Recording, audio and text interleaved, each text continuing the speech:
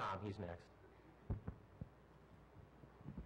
Thank you, Mayor. I'm Tom Zucker, 1203 Gifford Street. I'm also the Executive Director of Voluntary Action Center. Mayor and Council, you have the opportunity tonight to acknowledge your support for the Human Services Funding Program, which has provided an important source of funding for many of our community's social services for more than a quarter of a century. You can acknowledge your support by maintaining this year's funding levels into next year and by expressing your support to abandon plans to eliminate the Human Services Funding Program over the next 4 years. The Human Services Funding Program is one of many important sources of revenue for VAC's transportation and nutrition services. Quite simply, City of DeKalb funding is needed to provide rides and meals for DeKalb residents. It also enables us to secure state and federal matching funds that make it possible to provide even more rides and meals.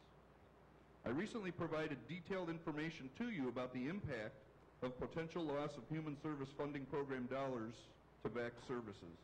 I'm available at your convenience to discuss these details. VAC will not shut down or stop providing services as a result of the funding cuts you are proposing. Service reductions will only be made as a last resort in order to operate within a balanced budget. It will be difficult for us to contend with Human Services Funding Program cuts and the reduction in state and federal funding the cuts will lead to. VAC will continue to provide as much service as our revenues allow in an efficient manner with attention to those citizens in the greatest need for rides and meals that we provide. State funding certainly represents a large portion of our funding than those funds provided by the City of DeKalb.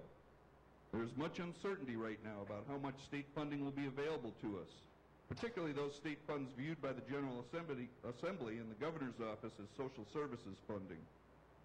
In a worst-case scenario, VAC stands to lose a much larger amount of funding from the state of Illinois than the City of DeKalb provides if the Governor follows through with the 50% cut to social services funding he is proposing.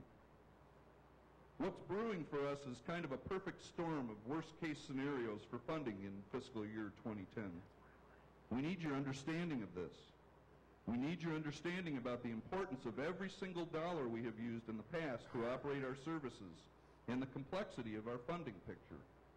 We need your support for the City of DeKalb Human Services Funding Program. Thank you very much. Thank you, Mr. Zucker.